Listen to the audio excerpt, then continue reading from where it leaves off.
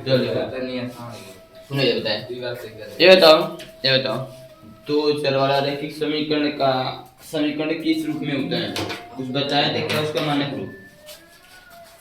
तो चर वाले रैखिक समीकरणों का मानक रूप क्या आपसे बताए थे क्या? मैंने कुछ है कुछ मैंने इस तरह बताया था क्या? a1 बराबर या प्लस c1 बराबर 0 समीकरण 1 बता रहे हैं। a2 और कर देते हैं a2 plus b2 plus c2 बराबर 0 समीकरण। इसमें x y x ऐसे समीकरण था कि नहीं था?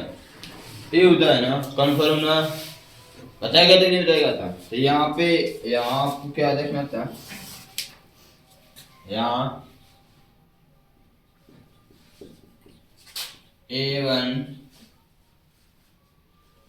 a2 b1 b2 c1 और c1 और वास्तविक संख्याएं हैं। क्या है? वास्तविक संख्याएं हैं। और कुछ बात बताए थे a1 और a1 और इन दोनों में से किसी का मान भी 0 नहीं हो सकता। इन दोनों में से किसी का मान भी 0 जो बताए थे वही चीज थोड़ा सा एक बार देख लेना है। इन दोनों में से किसी का मान 0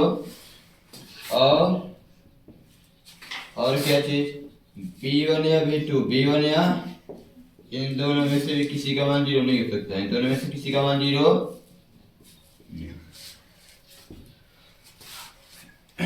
बात है सी की c1 और c2 तो हो सकता है, उसमें कोई प्रॉब्लम नहीं है। उसमें कोई प्रॉब्लम क्यों नहीं हो सकता? तो बताया था ना, a1 का मान 0 कर देंगे तो ये x वाला 0 हो जाएगा, x वाला 184 गायब हो जाएगा तो 184 बचेगा तो 184 में रैखिक समीकरण हो जाएगा। 184 में रैखिक समीकरण रैखिक समीकरण बनाना है तो ऐसा कुछ सीखना पड़ेगा। ठीक है, मान लेते हैं आप ही बता दिए, मान लीजिए आप ही कैसे बता देते हूँ, आप इसे समझ लीजिए। एक समीकरण में 284 दिया है, एक समीकरण में बताओ, एक समीकरण में 284 दिया, एक समीकरण में 184 दिया है, तो भी तो कोई दिक्कत मेरी करने का मतलब है दिक्कत को दिया है ऐसे 5 दिया है, इधर एक समीकरण दे दिया 3x बराबर 2। एक समीकरण इसमें x y का मान निकालने बोलेगा तो निकाल लोगे सब। इसमें कोई भी नहीं यूज करते हैं, इसमें एक ही क्या राशि है ना, तो फिर x का मान निकालेंगे। x बराबर क्या होगा 2/3। अब यह मान क्या करेंगे इसमें रख देंगे, y का मान आ जाएगा। तो एक समीकरण में एक चौरासी नहीं हो सकता, ऐसा हो सकता है। ठीक है ना, कोई दोनों में से किसी एक में एक चौरासी रहेगा तो भी रैखिक समीकरण ही होगा, तो भी रैखिक। लेकिन बात है कि दोनों में चौरासी है तो दो होनी चाहिए, तभी ना होगा दो चर वाला रैखिक समीकरण, तभी होगा उस तो होगा नहीं। अब एक काम करो, आपका काम इतना तो फाइनल, ये मानने वाला चीज तो खत्म। बात एक क्या चाहिए ना कि जो हम कल सवाल पढ़ाए थे उसमें जब आप ग्राफ खींचे होंगे तो रेखाएं किसी में कटी होंगी किसी में नहीं कटी होंगी, रेखाएं किसी में कटी होंगी किसी में नहीं कटी होंगी। तो अब माइंड लगाओ किस में कटी थी किस में नहीं कटी थी। सुनो ध्यान से, अब लगाओगे तो समझ में आएगा, नहीं लगाओगे तो उसकी हाल तुम समझो। समझाए थे हम, अपने समझो तो फिर देखिए ये सबसे इसमें नोट करना है, आज हम दिमाग में इसको बैठाना पड़ेगा पढ़ने के लिए। क्या चीज? सबसे पहले देखिए निकाय। ठीक है, निकाय क्या है, कंडीशंस क्या है, निकाय रेखाएं। ठीक है, निकाय रेखाएं बताओ ए से लिखते हैं।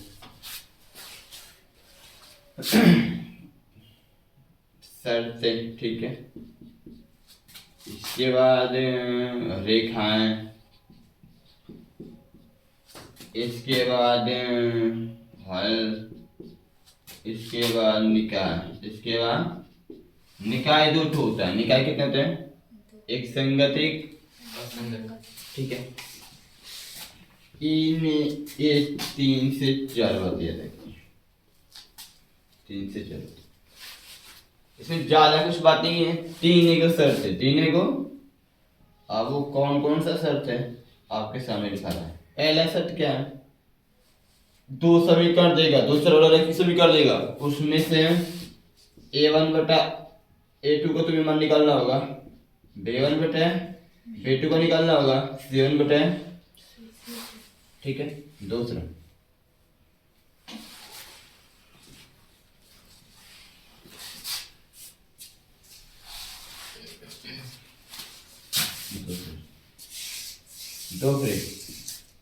दूसरा में सब में इतना ही काम करना होगा, सब में ये चीज निकालना होगा। a1 बटा a2, b1 बटा b2, c1 बटा। जब आप निकालेंगे ना तो आपको उसमें आपको देखने को मिलेगा, जब आप निकालेंगे ना तो उसमें आपको कुछ देखने को मिलेगा। c1 बटे c2 क्या मिलेगा, ध्यान समझना है, जितना ध्यान से उसको ज्यादा समझना है। सब क्या होगा ना, जब आप निकालेंगे इन सबको मानना तो कभी कभी ये वाला किसी के बराबर नहीं होता है। a1 बटा a2 का जो मान होगा b1 बटा b2 के बराबर नहीं होगा, लेकिन b1 बटा b2 का मान होगा उस c1 बटा c2 के बराबर भी हो सकता है, नहीं भी, यानी कि इस पे डिपेंड नहीं रहता है। c1 बटा c2 के मान से डिपेंड। इसको लिखो या ना लिखो, इसको लिखो या ऐसे क्लोज कर सकते हो, देखो हमको कुछ अच्छा जाएगा। लेकिन ये सामने लिखा होता है जब कोई क्वेश्चन ना तो देखने में प्रॉब्लम्स होती है। जब सामने कोई क्वेश्चन तुम्हारा लिखा होता है यहाँ से इसको क्लोज कर दो, बस इतना याद रखना। a1 बटा a2 is not equal to a1 बटा a2 is not equal to b1 बटा, यानी कि c1 बटा c2 से मतलब नहीं तो उसको मत देखो, उसको छोड़ो, बस यहाँ पर लिख रहा हूँ समझाने के लिए, बात समझ रहे हो, उससे मतलब नहीं, इतना समझना है, ठीक है। इसकी क्या कंडीशन है, यदि एक कंडीशन होगी तो जो आपको पता है कि ऐसा जब समीकरण देगा तो इसको ग्राफ में रेखा खींचते हैं, क्या करते हैं, तो वो रेखाएं क्या होंगी बाबू, प्रतिच्छेदित करती होंगी, रेखाएं प्रतिच्छेदित करती हैं। रेखाएं जब खींचेंगे तो रेखाएं क्या होंगी, प्रतिच्छेदित का मतलब होता है एक दूसरे को कहीं न कहीं काटते हैं, एक दूसरे को कहीं न कहीं काटते हैं। अब इस पर हल होगा कि नहीं, तो देखो जब रेखाएं कटेंगी, जब रेखाएं, तो अपने ग्राफ में क्या करते थे, जब रेखा कटता था तो x y का मान निकलता था कि नहीं निकलता था, जब रेखाएं कटेगा तो x और y का मान निकलेगा, यानी कि हल होगा, हल होगा। और हल होगा तो उसको बोलते हैं अद्वितीय हल। क्या बोलते हैं, अद्वितीय, क्या बोलते हैं, अद्वितीय। अद्वितीय हल का मतलब होता है, अद्वितीय हल का मतलब होता है अपरिमित रूप से एक और केवल एक हल, अपरिमित रूप से एक और केवल एक हल, मतलब x और y का जो मान निकालेंगे वो हमेशा मतलब फिक्स होगा, जो आएगा वो फिक्स होगा। यदि x बराबर 1 आ गया, y बराबर 2 आ गया तो हमेशा फिक्स है, क्या है, 4 को मान नहीं आएगा, 1 को मान आएगा, क्या आएगा, इसको हम लोग बोलते हैं अपरिमित, अपरिमित रूप से, अपरिमित रूप से एक हल, एक और केवल, एक और केवल एक हल, एक और केवल, या फिर इसको हम दूसरे भाषा में बोल देंगे, आप बोल सकते हैं अद्वितीय, अद्वितीय, क्या बोलते हो, मैं तो जानता हूं कि अद्वितीय हल आपको याद करना आसान होगा, उतना बड़ा कौन याद करता है, अपरिमित रूप से एक और केवल एक, अद्वितीय हल याद रखेंगे ना, तो ठीक है। निकाय कैसा होता है, तो सुनो, जब हल होगा, जब हल होगा तो निकाय हमेशा संगत होता है। संगत कब होता है? हल होने पे, हल होने पे। असंगत कब होता है? हल ना होने पर, हल ना होने पर। संगत कब होगा? हल होने पर। जब निकाय का हल होगा एक सही का मान निकाला जा सकता है, एक सही का मान, तो वास्तव संगत बोलते हैं। असंगत कब होता है? जब एक सही का मान न निकाला जा सके, एक सही का मान। तो इसमें एक सही का मान निकाल लोगे तो इसको क्या बोलेंगे? ये संगत निकाले। कैसा? क्या हो? इसमें देखो एक कंडीशन, सब कंडीशन समझना। यदि a1 बटा a2 का मान a1 बटा बराबर हो जाए, मतलब तीनों मान आपस में बराबर हो जाए, तीनों मान आपस में a1 बटा a2 का मान, b1 बटा b2 का मान, c1 बटा c2 का मान, तीनों मान आपस में क्या जो बराबर हो जाए। क्या हो जाए? तो इस कंडीशन पे जो रेखाएं होती हैं, इस कंडीशन पे जो रेखाएं होती हैं, रेखाएं समपाती होती हैं। कैसे होती हैं? समपाती। अब समपाती का मतलब ना समझते हो तो मैं समझा देता हूं। समपाती का मतलब जब कोई वस्तु एक के ऊपर एक रखी होती है, एक के ऊपर, जैसे एक रेखा है, ये भी यह एक रेखा है, इस पर में ए दो बिंदु है, इस पर में पी, वो पी क्यू, क्या हो? पी क्यू, क्या हो? पी क्यू एक रेखा खींचा, पी क्यू। आप लोगों ने पढ़ा है कि जय रेखा होता है, रेखाएं समस्त बिंदुओं से मिलकर बनी होती है। रेखाओं के प्रत्येक बिंदु पे बहुत सब पॉइंट होता है। क्या होता है? बिंदुओं से मिलकर बना होता है रेखा। रेखा कैसे बनता है? बिंदुओं से मिलकर। और जब एक के ऊपर कोई एक रेखा खींचोगे तो ये जो दूसरा रेखा खींचोगे वो पहले रेखा को कितने बिंदु पर काटेगा? गिन सकते हो? नहीं गिन पाओगे, बहुत सारे बिंदु पर कटेगा। सब जैसे एक रेखा है, इस पर एक और रेखा खींचोगे तो जैसे जैसे आगे बढ़ता चला जाएगा वैसे से बहुत बिंदु से गुजरता हुआ जा रहा है, बहुत बिंदु से गुजरता हुआ जा रहा है, तो उसको तुम गिन नहीं सकते, उसको तुम गिन। तो इसी को बोलते हैं संपाती कंडीशन, संपाती रेखा। क्या बोलते हैं? एक के ऊपर एक। तो इस कंडीशन पर रेखाएं क्या होती हैं? संपाती होती हैं। और जब संपाती होंगी तो बताओ कट तो रहा है, कट तो, रेखाएं कट तो रही हैं बट बहुत ज्यादा, बहुत, तो बहुत ज्यादा कटेंगे तो जितना ज्यादा कटेंगे उतना 100 का मान होगा, जितना ज्यादा कटेंगे उतना 100 का। तो इसीलिए इसको हल में लिखेंगे क्या चीज? अपरिमित रूप से अनेक हल, अपरिमित रूप से, अपरिमित रूप से अनेक हल। अनेक हल का मतलब समझने में है, अनेक मतलब ढेर सारे, 100 के ढेर सारे मान आएंगे। और जब हल हो रहा है लेकिन ढेर सारा मान आ रहा है, हल हो रहा है लेकिन ढेर सारे मान आ रहे हैं, तो उस कंडीशन पे निकाय कैसा होगा? हल तो हो रहा है ना, चाहे एक मान है चाहे ढेर सारे हैं, हल तो हो रहा है ना, तो संगत होगा। तीसरा कंडीशन क्या है देखना है? a1 बटा a2 का मान b1 बटे b2 के बराबर है, परंतु b1 बटा b2 का मान c1 बटे c2 के बराबर नहीं है। a1 बटा a2 का मान b1 बटे b2 के बराबर है, परंतु b1 बटा b2 का मान c1 बटे c2 के बराबर। इस कंडीशन पे रेखाएं समांतर होती हैं। कैसी होती हैं? समांतर होती हैं, समांतर होती हैं। और जब रेखाएं समांतर रेखा ऐसे होते हैं, नहीं होते हैं जो कभी एक दूसरे को काटती, कभी एक दूसरे से मिलते। तो जब दो रेखाएं ग्राफ खींचोगे दो चारारेखी समीकरण के, और जब रेखाएं आपस में मिलेंगी ही नहीं तो एक सही का मान निकालना संभव है नहीं ना। जब कटेगा तो निकालोगे कैसे? जब कटेगा तब निकालेंगे। तो समांतर रेखाएं कभी एक दूसरे को काटती नहीं है, तो जब नहीं काटते हैं तो इसलिए यहाँ पे हम लोग क्या बोलेंगे कि इस जो रेखाएं समांतर हैं इसलिए निकाय का कोई हल नहीं, कोई इससे कोई हल नहीं है, कोई हल। जब कोई हल नहीं होगा, हल नहीं होगा तो क्या बोलेंगे? असंगत। असंगत क्या बोलते हैं? असंगत। इतना बात फिक्स। अब देखो देखते हैं, सुनना प्रतिच्छेदी रेखाओं का फिगर कैसे बनेगा? ऐसे ठीक है, कट रही नहीं प्रतिच्छेदी। यस संपाती रेखा का फिगर कैसे बनाएंगे? कह देना ये भी है, क्या है? इस पर कोई रेखा और कह देना पी क्यू है, क्या है? समांतर रेखा का फिगर कैसे बनाएंगे?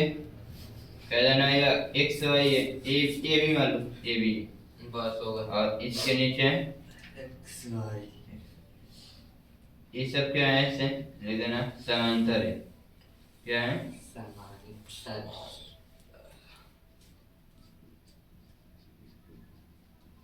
समांतर क्या है? इतना फाइनल, ये सब चीज खत्म। कुछ छूट रहा है तो देख लें, कुछ छूट नहीं रहा, ठीक है? तो ये चीज आपको याद करना पड़ेगा, ये चीज आपको याद करना कि a1 बटा a2 is not equal to b1 बटा b2। ये c1 बटे c2 पर डिपेंड नहीं है, बराबर भी हो सकता है, नहीं भी हो सकता है। तो इस कंडीशन पे निकाय जो कैसा होता है, वो निकाय संगत होता है। क्या होता है? बस संगत असंगत पूछे तो ये बताऊंगा, यदि रेखाएं पूछे तो ये बताऊंगा, यदि हल हुआ कि नहीं।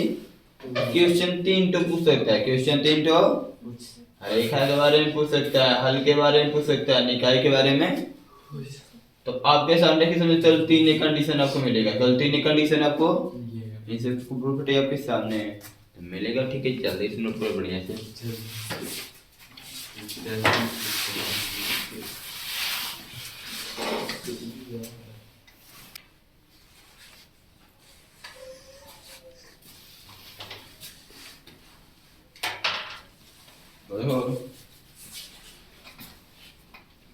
एक क्वेश्चन के लिए लिखा हूं, ऐसे क्वेश्चन से जो समझना, ठीक है? इट इज एग्जांपल आपके बुक में अपना तुलना कीजिएगा, इसे प्रकार से लगाइएगा। मैं क्वेश्चन अपने मन से लिखा हूं, ठीक है ना? एक क्वेश्चन है कि समीकरण 2x 3y 2x 3y बराबर 2 बराबर और 5x + y बराबर 22 कितना लिखा है? 22 के रेखाएं के हल और निकाय कैसे, 3 चीज बताना है, 3 चीज। अरे आपसे केवल रेखाएं पूछे थे क्वेश्चन में तो मैं रेखाओं के बारे में बताऊंगा, यदि आपसे केवल हल के बारे में पूछे तो हल के बारे में बताएंगे। हल भी 3 तरह के होते हैं, रेखाएं भी 3 तरह की होती हैं, निकाय केवल 2 तरह के होते हैं। निकाय केवल 2 तरह, संगत और असंगत। रेखाओं की बात करते तो रेखाएं प्रतिच्छेदी होती हैं, संपाती होती है, समांतर होती है। प्रतिच्छेदी होती है, समांतर होती है, संपाती होती है।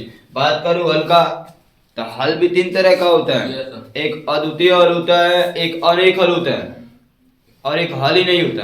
एक हल वाले ऑप्शन में 4 तरह का, 3 तरह के आते हैं, आता है नहीं आता है? तो आपको क्या करना है, सुनो, ध्यान से सुनना। इसमें जो C1 है बराबर किस साइड है कि नहीं है, और ये जो हमने लिखा इसमें C1 का मतलब अचर, C1 का मतलब इसमें जो क्वेश्चन है इसमें C1 क्या बराबर क्या है? तो सबसे पहले यहाँ ऐसे लिखते हैं, दिया देखो सवाल कैसे हल करना है, सब आपको लिखा दूं। दिया 2x - 3y बराबर क्या लिखा है? 2 क्या लिखा है? और चरबत बराबर के इस साइड है ना, तो इसमें बराबर किस साइड कर लो, 2x - 3y + 2 इधर से जाएगा तो -2 बराबर इसे समीकरण, ठीक है? और समीकरण 2 क्या है? ठीक, और क्या लिया देखो, 5x + y बराबर 22, 5x + y बराबर, इसमें 22 की गणना होंगे, 5x + y + 22 हो जाएगा तो -22 बराबर समीकरण 2। क्या करना है, ध्यान से सुनना, क्या करना है तुमको, यदि निकाय के बारे में, रेखाओं के बारे में, हल के बारे में, निकाय के बारे में क्वेश्चन पूछ रहा है क्वेश्चन में, तो सबसे पहला काम आपका A1 B1 C1 A2 B2 C2 का मान निकालना। कैसे निकालते हैं? तो आपके सामने 2 समीकरण होगा, आपके सामने समीकरण 1 में पहले वाले समीकरण से तुलना कर लेना, समीकरण 2 में दूसरे वाले समीकरण से तुलना कर लेना, और तुलना करके क्या मिलेगा तुमको? xy का मान मिलेगा, xy का मान मिलेगा। तो क्या करना है, देखो समीकरण 1 में एक वाले से तुलना करेंगे, इसलिए मिटाया नहीं हूं। देखो समीकरण क्या है, a1x प्लस है तो इसमें प्लस लिखा है कि माइनस, तुमको उससे मतलब नहीं है। हमको उतरना है।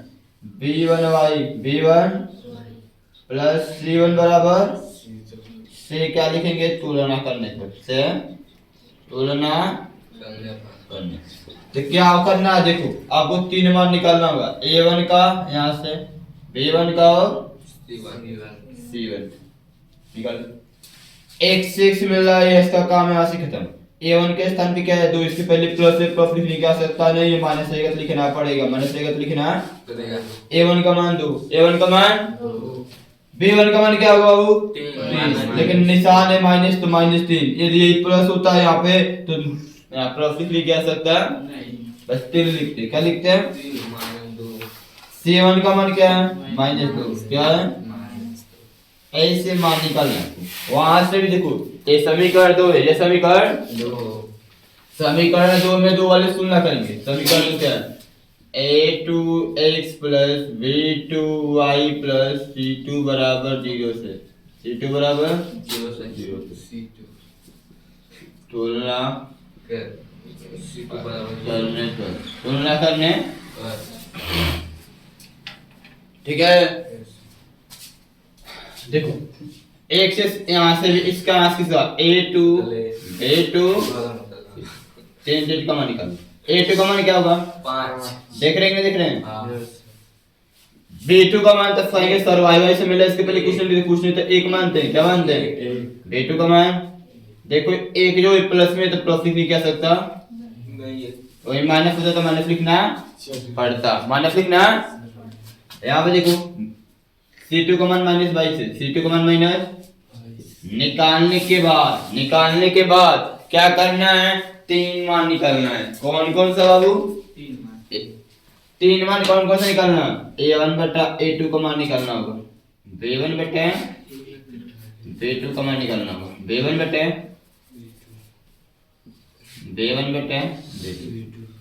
c1 बटे आपको 3 मान निकालना होगा। हर एक क्वेश्चन का मतलब जिस क्वेश्चन में रेखाएं हल निकाय की बात करेगा, इसमें चाहे तीनों की बात करे, चाहे तीनों में से किसी एक की बात करे, चाहे तीनों की बात करे, चाहे तीनों में से किसी एक की बात करे, हमको ये 3 मान निकालना पड़ेगा। अब जब इसे करने के बाद देखो a1 का मान क्या है 2, a1 का मान बटा है तो a2 का मान 5, एक कटेगा क्या नहीं ना, बस इसका मान हो गया, इसका मान b1 का मान क्या है -3, क्या है बटे में b2 का मान क्या है 1, एक कटेगा क्या नहीं, इसका मान हो गया, इसका मान c1, देखो c1 का मान कितना -2, क्या है बटे में c2 का मान -22, माइनस से माइनस कट रहा है, 2 1 कम 2 11 गुना क्या है 22, यानी कि ये हो जाएगा 1 बटे 2 11। बस इतना करना है, तो इतना। अब यहाँ पर क्या लिखेंगे चूंकि यहाँ पर क्या देख रहे हो, देखोगे चूंकि तुम बताओ a1 बटा a2 का मान a1 बटा b1 बटे b2 के बराबर है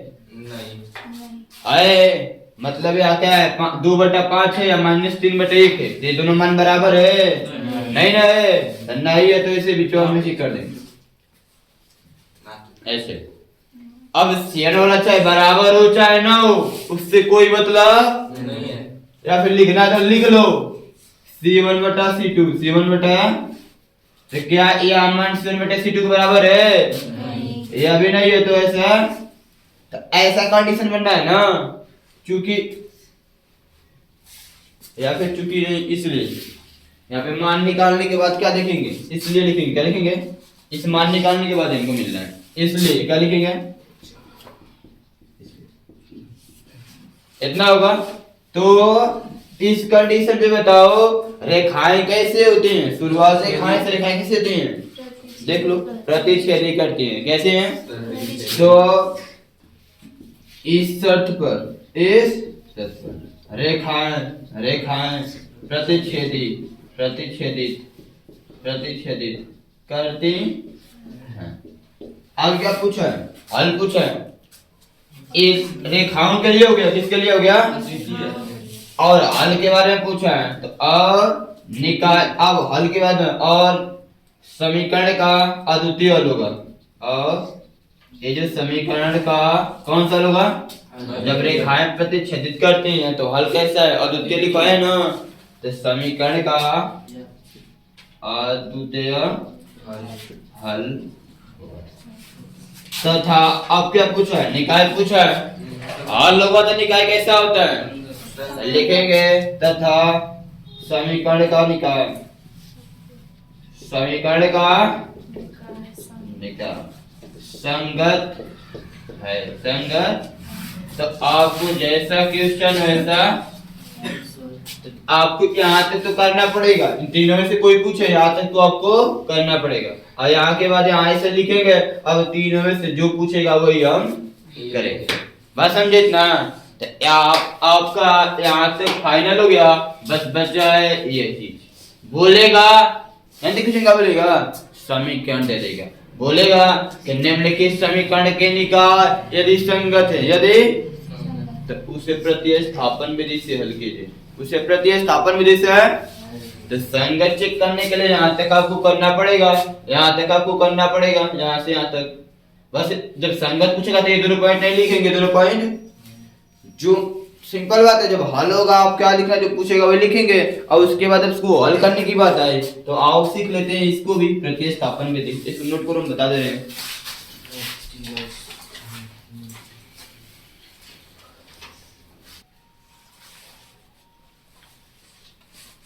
तो यदि इसमें बोल दें क्वेश्चन से या ठीक है, जांच इनमें से इन तीनों पूछेगा, बता लोगे ना क्या। यदि तुमसे बोल दे कि यदि निकाय संगत है, यदि निकाय संगत है तो इन्हें प्रतिस्थापन विधि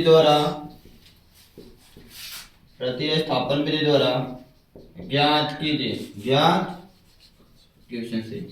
तब क्या करेंगे, तो यहाँ तक तो आपको करना होगा, यहाँ तक तो आपको करना। इसके बाद नीचे क्या करेंगे, इतना करने के बाद आप मतलब सवाल तो ही है, ठीक है, सवाल उसी में पढ़ा लीजिएगा, ठीक है, कोई दिक्कत नहीं है, उसी में नोट कर लीजिएगा, ठीक है। ऐसे आप समझना, जैसे क्वेश्चन बोलेगा वैसे मुझे करना है, ऐसे समझते जाना है, ठीक है, वो क्वेश्चन तो ही है। तो यहाँ निकाय चेक करने के लिए इतना मुझे करना पड़ेगा। अब इसके बाद बात आई हल करने की, तो हल करने की बात आई तो देखो प्रतिस्थापन विधि से कैसे हल करते हैं। ग्राफ विधि तो सीख चुके हो ना, हाँ, ग्राफ विधि तो सीख चुके हो ना। तो देखो यदि मैथ पढ़ना चाहते हो मन से, बढ़िया से बता रहा हूँ, तो ये भले बोलेगा प्रतिस्थापन विधि से, तो प्रतिस्थापन विधि से x और y का मान निकालो, x और y का मान, और उसके बाद तुम बढ़िया से ग्राफ बनाओ और उसे ग्राफ विधि से निकालने की कोशिश करना। देखना यदि जैसे आने लगा कुछ समझ जाओगे ना, ठीक बता रहा हूँ, मैथ मस्त हो जाएगा तुम सबका। अपने मन से कोई विधि बोले जी, जब आता है तो उसे लगाने की कोशिश करो, लगाने की कोशिश किया करो। चलो देखो, इसे देखो समीकरण क्या दिया आपको, समीकरण लिख के दिया था, लिखेंगे दिया है, ये लिख दो, दिया क्या दिया वो, यहाँ पर देख लो प्रिंटर, तो यहाँ पर दिया है, नहीं लिखेंगे कि मजबूरी माफ करना तुमसे, पहले तुलना करना है ना, तुलना कर लेके मैं बता दिया ना, दिया है, तुलना कर लिखने की कर ली, तुलना कर आपने निकाल चुके कि निकाय कैसा है, संगत है कि, तो वो आते तो कर लेंगे संगत है, वो तो फिक्स हो गया, तो लिखेंगे तो क्या लिखेंगे, ये लिखेंगे तो समीकरण 1 और 2 से, समीकरण 1 और 2 से। अब समीकरण 1 और 2 भी बनाया था कि नहीं बताया था, समीकरण 1 और 2 से, समीकरण 1 और 2 क्या बनाया था अभी बताओ। समीकरण 1 आपका था, देख लो 2x - 3y - 2 बराबर 0 था, और समीकरण 2 क्या था, 5x + y बराबर -22 बराबर इतना है या नहीं है, है कि नहीं है बोलो। मैं वहां से बताया, उसके नीचे से करना है, ठीक है, उसके नीचे जो बताया हूं वही सवाल है, कोई दूसरा सवाल नहीं है, उसी सवाल पूरा बड़ा कर दिया हूं। प्रतिस्थापन विधि से हल करना है, प्रतिस्थापन विधि से तो प्रतिस्थापन का मतलब क्या होता है, प्रति माने प्रत्येक को, प्रति माने स्थापित करना, दोनों समीकरण में कुछ न कुछ चाहे एक्स और वाई को प्रतिस्थापित करना है, एक्स और वाई को एक समीकरण से उठाकर दूसरे समीकरण में रखना, एक समीकरण से उठाकर दूसरे समीकरण में।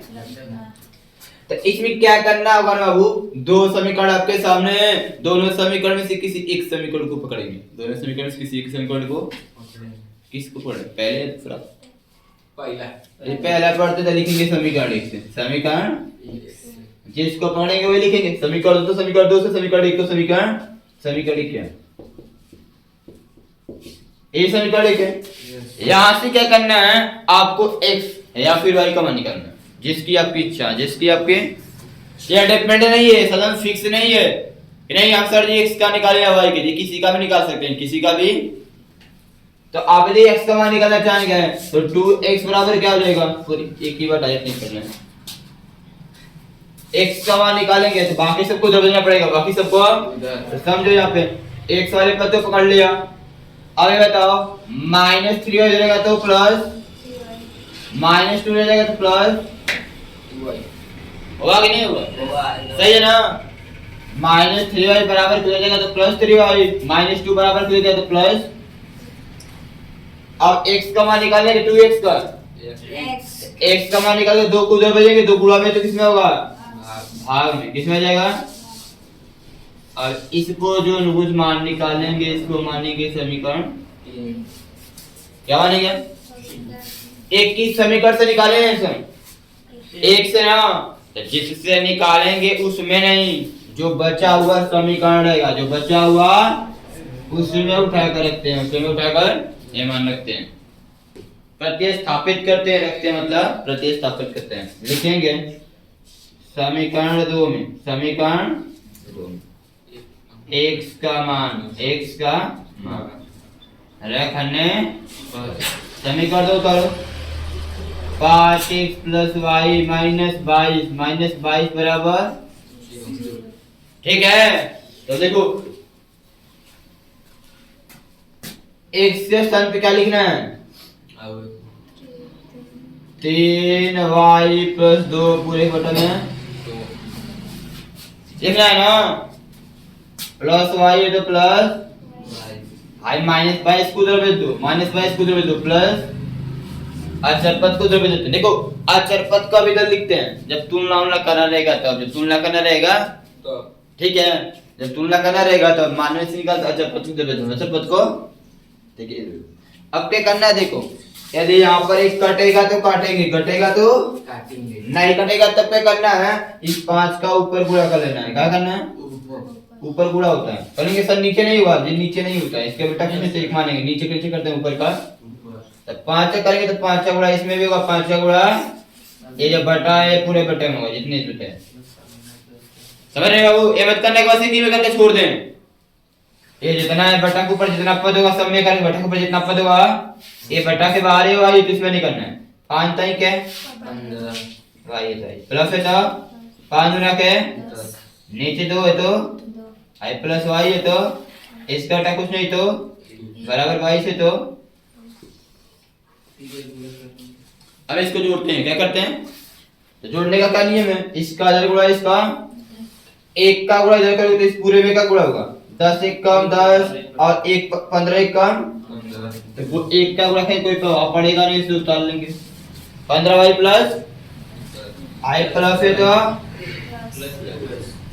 2 का गुणा इधर, 2 का गुणा में 2y क्या, और नीचे का 2 एक कम, ये सब जोड़े सीखे होंगे, बराबर में क्या है 22, क्या ये तो किसमें अब है, भाग में, किसमें, उधर बिंदु किसमें मिलेगा, अब यहाँ देखो y वाला पद आपस में जुटे रहेगा, y वाला पद आपस में 15y 2y मिलकर 17y प्लस 10 है तो आज 2 किधर में तो 22 गुणा में होगा, किसमें होगा 44 लिखेंगे डायरेक्ट, 22 गुना क्या, समझ रहे कहां से है।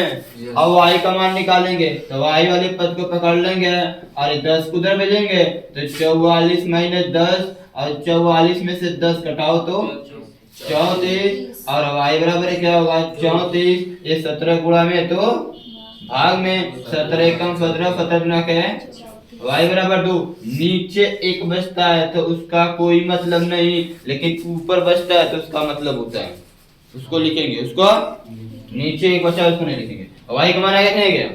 अब y के मान आपके पास तीन समीकरण है, 1 2 3, इन तीनों में से किसी में रख दोगे तो x का मान आ जाएगा, बट थोड़ी सी सावधानी, समय की बचत करो, साथ साथ गुणा भाग से थोड़ा बचो। इसमें रखोगे तो पक्षांतर करना पड़ेगा, इधर का उधर, इसमें रखोगे तो भी पक्षांतर करना पड़ेगा, बट यहाँ समीकरण 3 बनाया गया है, इसमें x का मान निकाला हुआ है, आपको पक्षांतर नहीं करना है, बस रख देंगे x का मान आ जाएगा। ये सब आपको सावधान रखना है। लिखेंगे y का मान, y का समीकरण 3 में रखने पर समीकरण 3 क्या होता है, पहले x बराबर 3y प्लस 2 पूरे कोटे में 2, पूरे कोटे में 2, और देखो